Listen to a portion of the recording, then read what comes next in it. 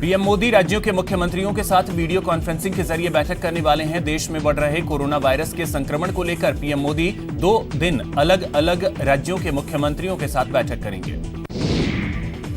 16 जून को प्रधानमंत्री नरेंद्र मोदी ऐसे राज्यों केंद्र शासित प्रदेशों के मुख्यमंत्रियों के साथ वीडियो कॉन्फ्रेंसिंग करेंगे जहां कोरोना की रफ्तार धीमी है या जहां कोरोना मरीजों की रिकवरी रेट काफी अच्छी है। भारत और चीन के बीच लद्दाख में एलएसी पर तनाव को कम करने की कोशिश चल रही है। रक्षा मंत्री राजनाथ सिंह ने वास्तविक नियंत्रण रेखा पर हालात को लेकर फिर से समीक्षा बैठक की। भारत नेपाल के बीच जारी तनाव के दौरान सीमा पर फायरिंग हुई, जिसमें एक शख्स की मौत हो गई जबकि 4 लोग घायल हो गए। इस घटना पर बिहार के सीतामढ़ी के पुलिस अधीक्षक ने अपनी रिपोर्ट सौंप दी है। देहरादून में इंडियन मिलिट्री एकेडमी की पासिंग आउट परेड का आयोजन किया गया। परेड में 423 जेंटलमैन कैडेट्स पीओपी में शामिल हुए, जिसमें से 333 कैडेट भारतीय तो 90 कैडेट्स मित्र राष्ट्रों के रहे। देश में लगातार कोरोना का कहर देखा जा रहा है। अब देश में कोरोना वायरस के मरीजों की संख्या 2,97,535 हो चुकी है। वहीं 1,47,195 लोग ठीक हो चुके हैं। 8,498 लोगों की मौत हो चुकी है। कोरोना वायरस के कारण देश में महाराष्ट्र सबसे ज्यादा प्रभावित राज्य है। महाराष्ट्र में कोरोना वायरस के अब तक 1 लाख से ज्यादा पॉजिटिव मरीज सामने आ चुके हैं। महाराष्ट्र में पिछले 24 घंटे में कोरोना के 3,493 नए मामले सामने आए। दिल्ली में कोरोना पॉजिटिव मरीजों की संख्या 34,687 हो गई है। 12,731 लोग डिस्चार्ज हुए हैं। 1,085 लोगों की मौत हुई है।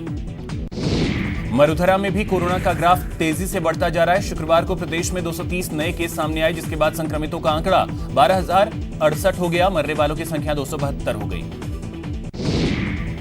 कोटा में कोरोना काल के दौरान एमबीएस अस्पताल में आज सोशल डिस्टेंसिंग की जमकर धज्जियां उड़ती देखी गई। ओपीडी से लेकर अस्पताल के निःशुल्क दवा केंद्रों पर भारी भीड़ देखी गई।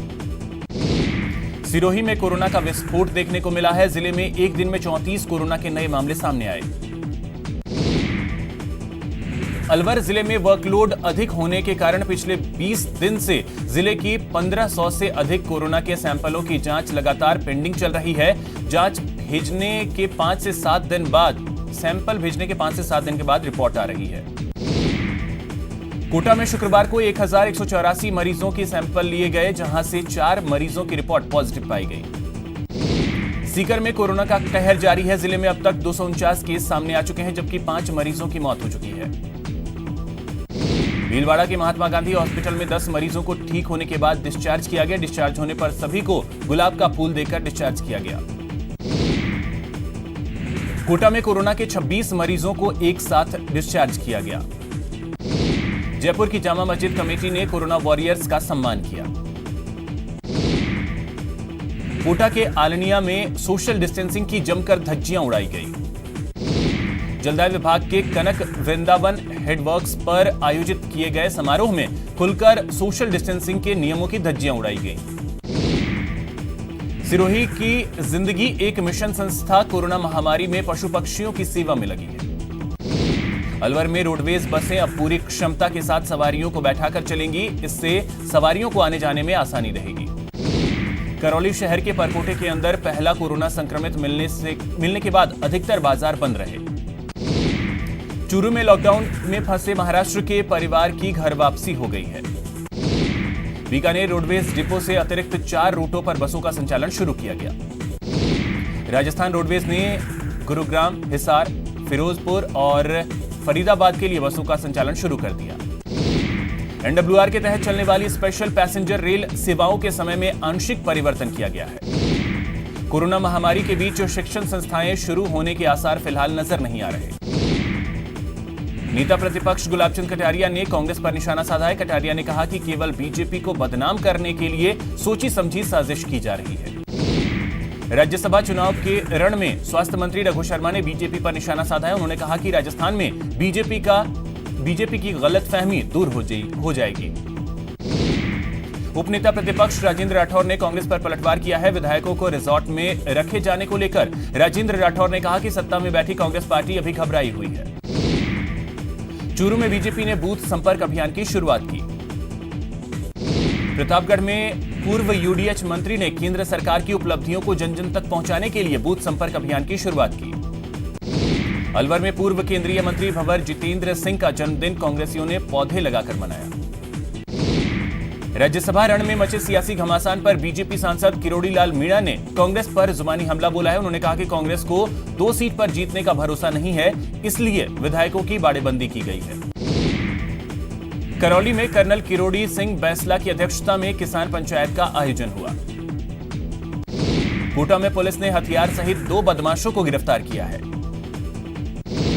अलवर के दाऊदपुर में आर्थिक तंगी से परेशान दंपत्ति ने फांसी लगाकर आत्महत्या कर ली। चूरू में एक बेटे ने धारदार हथियार से 65 वर्षीय मां पर जानलेवा हमला कर दिया। बीच बचाव पर आरोपी बेटा पिता को धक्का मारकर फरार हो गया। अलवर के केरवाड़ी गांव में एक युवक की हत्या कर शव कुएं में फेंक दिया गया।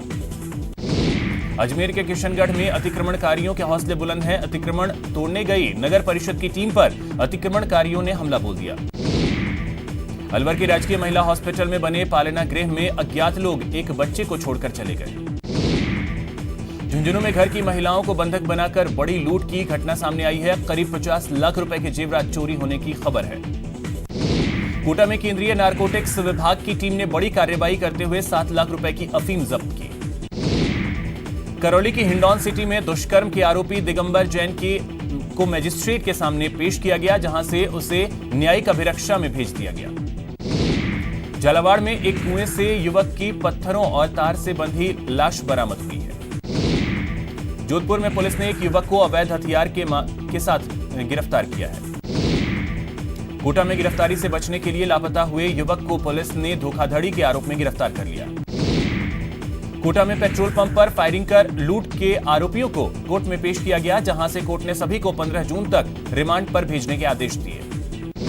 उदयपुर में पति पत्नी के रिश्ते को तार-तार करने का मामला सामने आया है। पत्नी ने अपने पति पर ही दोस्त से दुष्कर्म करवाने का आरोप लगाया। बांसवाड़ा के बुरवा पंचायत में पिछले 10 साल में हुए निर्माण कार्यों में भ्रष्टाचार का मामला एसीबी तक पहुंच गया है। राज्यसभा चुनाव के मद्देनजर राजस्थान में घटनाक्रम तेजी से आगे बढ़ रहे हैं। सरकारी मुख्य सचेतक महेश जोशी की ओर से भ्रष्टाचार निरोधक ब्यूरो में की गई शिकायत पर अब काम शुरू हो गया है।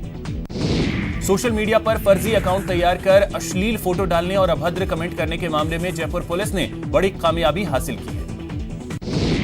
अलवर शहर के शिवाजी पार्क थाना पुलिस ने बिना अनुमति के गार्डों को बंधक बनाकर रात में भीमराव अंबेडकर की प्रतिमा लगाने के आरोपी छात्र संघ अध्यक्ष सुदीप डीगवाल को गिरफ्तार कर लिया। अलवर के Delhi Jaipur national highway number 8 पर देर रात हथियारबंद नाकाबंदी शुरू कर दी गई। जयपुर के चाकसू में एक बेकाबू होकर कार खाई में जा गिरी। हादसा तब हुआ जब कार के सामने अचानक चूरू में एक बोलेरो कार एक जानवर को बचाते समय पलट गया। हादसे में 2 लोग घायल हो गए। जयपुर के शिवदासपुरा थाना इलाके की विधानी चौराहे पर जयपुर से टोंक की तरफ जा रही एक कार बेकाबू होकर अचानक पलट गई। बीकानेर में एक शराब की दुकान में आग लगने के कारण काफी नुकसान हुआ। कोटा में थर्मल कर्मचारियों को भालू नजर आया। भालू को पकड़ने के लिए वन विभाग ने 2 पिंजरे थर्मल प्लांट के जंगल में लगा रखे हैं। नाथद्वारा की प्राइवेट बस एसोसिएशन ने जिला परिवहन कार्यालय के सामने प्रदर्शन किया। झालावाड़ में आपसी झगड़े में घायल युवक की इलाज के दौरान मौत हो गई।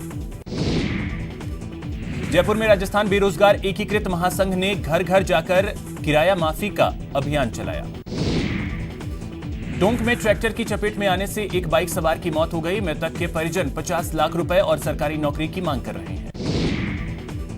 अलवर में मुस्लिम महासभा की बैठक आयोजित की गई, जिसमें कोरोना महामारी के दौर में सामाजिक सेवा के काम करने पर जोर देते हुए सदस्यों से इसमें सक्रिय भूमिका निभाने की अपील की गई। करौली में बाल श्रम निषेध दिवस पर भवन निर्माण में कार्यरत श्रमिकों को बाल श्रम नहीं करने की शपथ दिलाई गई। जयपुर में अंतर्राष्ट्रीय बाल श्रम निषेध दिवस पर पोस्टर का विमोचन किया गया। उदयपुर के गोगुंदा पंचायत समिति सभागार में विश्व बाल श्रम निषेध दिवस पर बच्चों ने प्रदर्शनी लगाई। जयपुर के जवाहर कला केंद्र के online learning children's summer festival में थिएटर सेशन का आयोजन किया गया। बांसवाड़ा में पेयजल भोजन के अनुकूल परिस्थितियों के कारण जिले के जंगलों से अच्छी खबर आई है। जिले में पैंथरों की संख्या 50 से पार हो गई है। कोटा में स्काउट गाइड रोवर ने श्रमदान करते हुए चंबल नदी की साफ सफाई की। कोटा में उमस भरी गर्मी से शहरवासियों को परेशानी हो रही है। मौसम विभाग के मुताबिक शुक्रवार को अधिकतम तापमान 41.5 डिग्री दर्ज किया गया। जैसलमेर के पोखरण में मौसम का मिजाज बदला। हल्की बारिश ने उमस भरी गर्मी से राहत दी। सिरोही की संपूर्णानंद कॉलोनी में चंदन गोह एक मकान में घुस आई, जिससे कॉलोनी में खलबली मच गई।